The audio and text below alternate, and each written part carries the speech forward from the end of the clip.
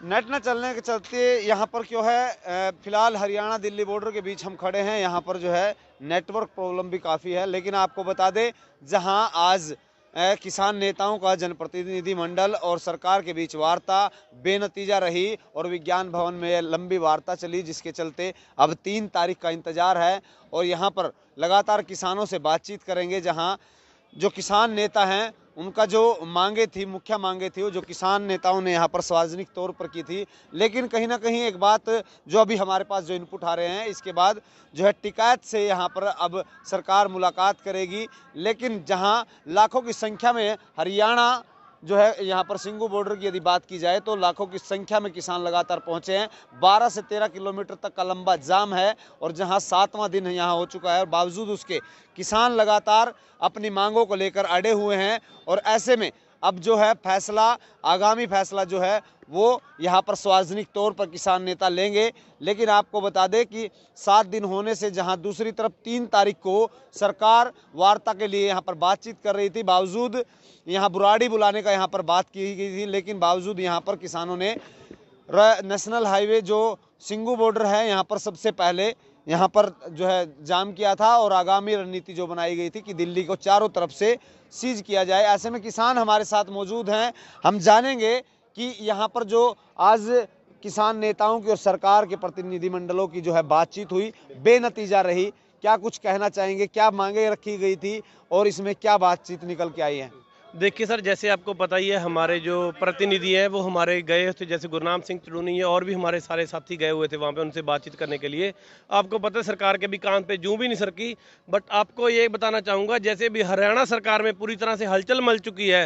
हरियाणा सरकार कभी भी किसी भी टाइम गिर सकती है जी, ठीक है जी। इसके अंदर क्या है जी, अभी जैसे दुष्यंत चौटाला को पता है, उसको सिर्फ डर यही सता रहा है दुष्यंत चौटाला को, अगर कहीं मेरे दादा और मेरे चाचा को, पिताजी को जेल में दोबारा से न ठोक दो। कितने साल से पेरोल में है जी, इतना कोई और तो है नहीं जी। अभी देखो, जैसे आप देख सकते हो, जैसे अभी अपने हरियाणा के मुख्यमंत्री हैं जो अपने खट्टर लाल जी हैं, खट्टर जी हैं, खट्टर, ठीक है जी। तो खच्चरी बोलो भाई, सही बात है भाई, रहने वाले भाई सही बोले, ठीक है जी। अब जैसे उनकी रणनीति है, सरकार कभी भी गिर सकती है जी, किसी भी टाइम। अब वो अपनी रोटियां सेकने के लिए, बट उनको सिर्फ डर यही सता रहा है, अगर हमने रणनीति छोड़ दी। कैसे गिर सकती है, कैसे कह रहे हैं आप गिर सकती है, कैसे? बिल्कुल गिर सकती है जी। देखो, तथ्य के बात, बिल्कुल तथ्य की बात कर रहे हैं। जैसे गांवों में के अंदर किसी को घुसने नहीं दे रहे जी, उनको पता है किस मुंह से घुसेंगे किस गांव के अंदर। दुष्यंत चौटाला बोल रहा था सभी किसानों का कर्जा माफ करवाऊंगा, बुढ़ियों को बोल रहा था मैं आपका बेटा हूं जी, ठेके बंद करवाऊंगा, दारू बंद करवाऊंगा, ये करवाऊंगा। किस मुंह लेके गांव में घुसेंगे जी वो, आप बताओ जी मेरे को, ठीक है जी। अब सरकार पूरी तरह से टूट चुकी है, अब बस बात सिर्फ इतनी सी रह रही, थोड़ी सी। कौन से जिले से हैं आप? सर मैं हूँ फतेहाबाद डिस्ट्रिक्ट से, टोहाना तहसील से जी। अच्छा। ज्ञान सिंह मेरा नाम है जी। तो ऐसे में जो है सरकार, कल जो है गृह मंत्री का भी विरोध किया गया था अम्बाला के अंदर, तो ऐसे में आपका ये कहना है कि जो लीडरशिप है, जो किसानों से मिलने जुलने वाले नेता थे, जो बीजेपी में हैं, वो विधायक हैं, वो कहीं ना कहीं अब उनको डर सताने लगा है कि कल का जो वोट बैंक है वो आपसे खिसकता जा रहा है। इस बारे में आप कहना चाहते हैं? बिल्कुल, उनको इतना डर सता रहा है जी। थोड़े दिन पहले मेरे हलके का जो एमएलए है सुभाष बराला, उसने बयान दिया था एसवाईएल के ऊपर। उसको शर्म आनी चाहिए ऐसा बयान देने के ऊपर। कह रहा था एसवाईएल पूछो, चडूनी जी से पूछो भाई हमारे हरियाणा को एसवाईएल का पानी देंगे। उसको शर्म डूब मरना चाहिए इसी बात के ऊपर। भाई ये बात तो हम जमीनों की कर रहे हैं, जमीनें रहेंगी क्या पानी के अंदर, क्या डूबेंगे क्या हम? उसको शर्म आनी चाहिए ऐसे बयान देने के ऊपर। मान लो वार्ता बेनतीजा रही, 3 तारीख को भी ऐसे रहता है, तो आगामी जो रणनीति है वो क्या किसान नेता? देखिए जी, जैसे हमारे बुजुर्गों ने हमें रोक रखा है, नहीं तो अब तक हमने जंतर मंतर को करके कणक बीज देती थी, वहां पे डोल भी डाल देनी थी जी हमने अब तक। ये तो हमारे बुजुर्गों ने रोक रखा है जी हमें। जैसे हमारे बुजुर्ग बोलेंगे जंतर मंतर क्या, हम तो सारी जगह कब्जा कर लेंगे जी दिल्ली के ऊपर। उन्होंने हमें रोक पकड़ के रख रखा, नहीं बेटा अभी रुको आप।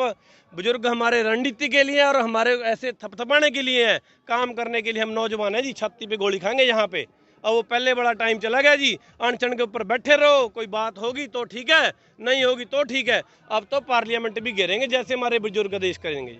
तो यहाँ पर देखिए रोष काफी यहाँ पर किसानों में साफ तौर पर देखा जा सकता है। और वहीं बड़ी बात यहाँ पर ये सामने निकल के आई है कि जो नेता हैं उनको ग्रामीण आंचल में, जो गाँव में है, उन्हें घुसने नहीं दिया जा रहा है। इसी में गृह मंत्री जो सूबे के, जो अपने आप में उन्हें गब्बर कहा जाता है, आज उनका जो विरोध, माफ़ी चाहूँगा, कल जो विरोध उनका उनके गृह जिले में हुआ और वहाँ पर काले झंडे जो है किसान कार्यकर्ताओं ने वहाँ पर दिखाए और उसके बाद उनका जो बयान भी आया कि उन्हें किसी प्रकार के कोई काले झंडे नहीं दिखाए गए, लेकिन यह कहीं ना कहीं कटु सत्य है। ऐसे में ये जो नेता हैं, तमाम जो नेता हैं, उनको अब डर सताने लगा है, क्योंकि इस आंदोलन की जो चिंगारी है वो अब राष्ट्रीय स्तर पर नहीं, अब विश्व स्तर पर देखी जा रही है कि इस सदी में ये किसानों का सबसे बड़ा यहाँ पर जो मेला है, ये आंदोलन है, वो लगातार जारी है।